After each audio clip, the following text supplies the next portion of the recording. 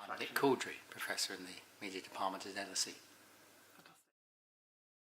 Well, I research many things, media power, voice, ethics, but at core I would say I remain an audience researcher.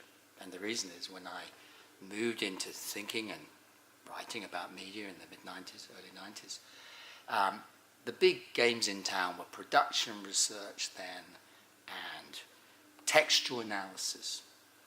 And audience research was newer, important, but for me it was obvious where my loyalty was. It was with audience research. And the reason was that for me, audience research was the only part of the field that was open to, if you like, the infinite complexity of what people do with media.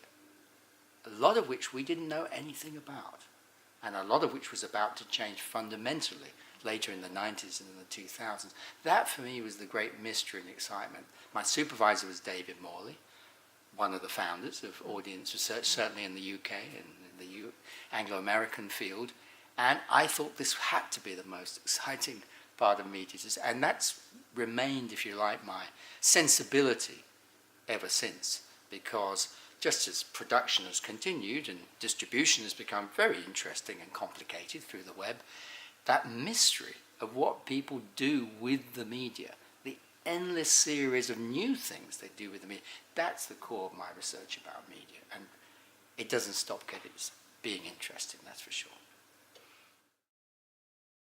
The area that, if you like, the approach that I've never liked, so I'll start with that, is the sort of uses and gratifications approach.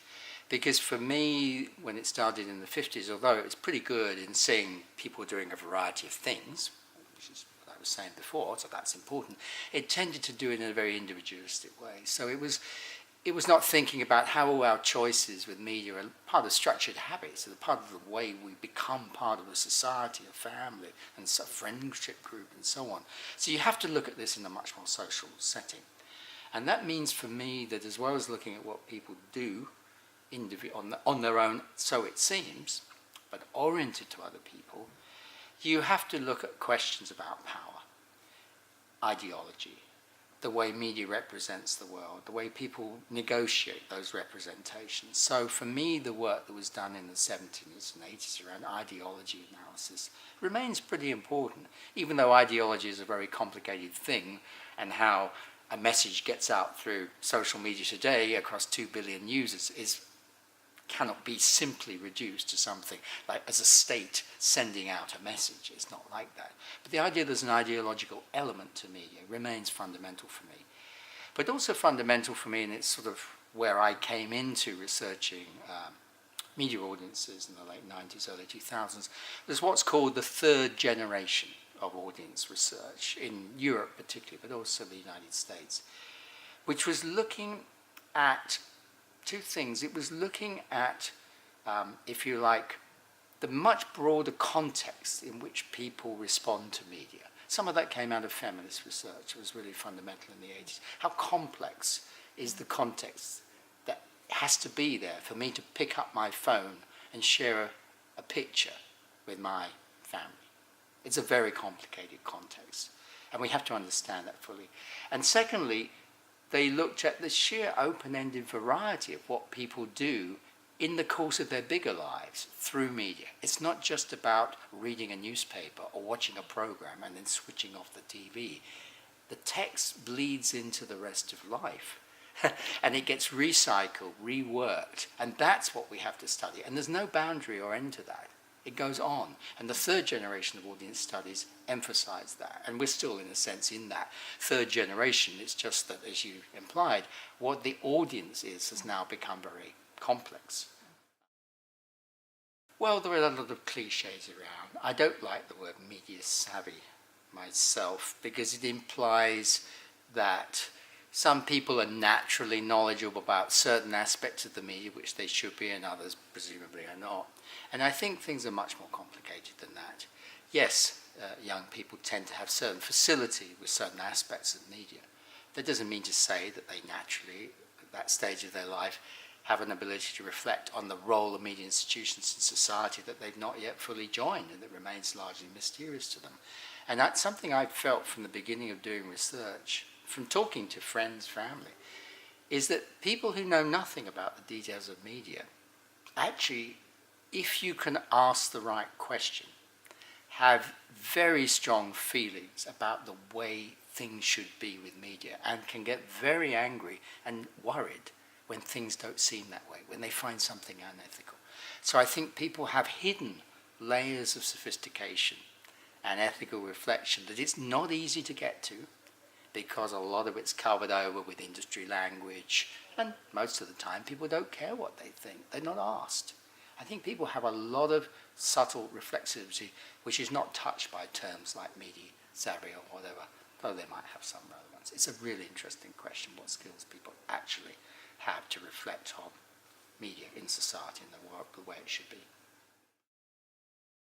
I certainly don't think it's true the audience is dead. This was yet another cliche uttered by those who thought they could benefit from the cliche and claim the audience is dead, let's think about something else. That said, there has been something fundamental that's happened, which is that it's become normal for so-called ordinary users, and I spend a lot of my time critiquing that use of the word ordinary and all the power laden in that. Nonetheless, the user who's outside an institution, like you or me who doesn't make media for a living, it's become normal for us to make media in a certain sense, to send an image, to send text through media interfaces which can sometimes reach lots of people, to have thousands of followers. This is normal. It's an experience we talk about every day. That's a fundamental change. But it doesn't alter the deeper power structure, which means that getting into the big blocks of production power is just as difficult as it was before. You need a 1 in a million or 1 in 100 million chance to be PewDiePie and have everyone watching your YouTube video, and you have to do a lot of difficult negotiations and offer something very concrete and financially valuable to those institutions. So it's very naive to say that the audience has disappeared. That position of the audience relatively without power, always needing to negotiate with big institutions, has not only not disappeared, but it's been extended to a much wider universe, which is our relations to IT companies, to the platforms where we want to put our content, which can block us, deny our access, so we suddenly can't swap our pictures with our family, that we feel we have a right to do because it's our family, but it's not our platform. So the boundary between the audience and the institution remains, but in a much bigger, if you like, multi-dimensional scale. So the question doesn't go away. Audience studies is just as relevant, whatever certain people say. Well, I suppose, although I don't do ethnography in the sense of anthropologists living in people's homes or whatever, I did start off by doing a sort of anthropological work. I went to the set of Coronation Street, the famous British TV program, which is still going. But 20 years ago, you could go to the set where they filmed it. And it was a tourist location, and people traveled across the country, even across Europe, to get there, to stand on the set. And I wonder why they did that. And so that was, if you like, anthropological. So I think there's a tremendous place for anthropological work, being in context, being where the person you're talking to normally is, and seeing what it's like to stand there. That remains fundamental. It's not easy to know where you stand when someone's doing something on a phone the other side of the world, but we can think about that, and there are ways around that. That sense of context is fundamental. The other, if you like, method, but it's more a general approach to thinking about method, a methodology, if you like, that for me is fundamental, is this question of practice research, practice theory. Being really open to study and to be sensitive to the range of things people do that we don't have a name for. Yes, they read a text. Yes, they switch on a machine.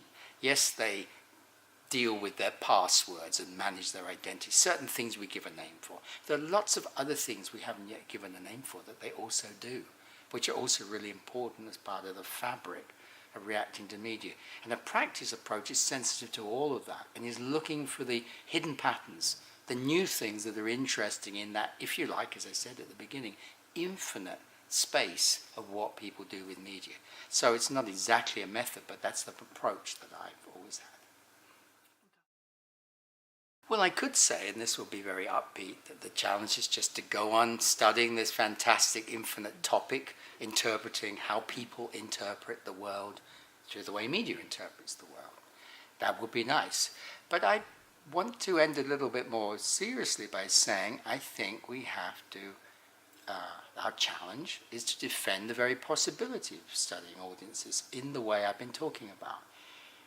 This is a way that emphasizes the world, the social world, as one we can interpret as other human beings, and we can interpret other human beings in that world doing the sort of thing we might imagine ourselves doing.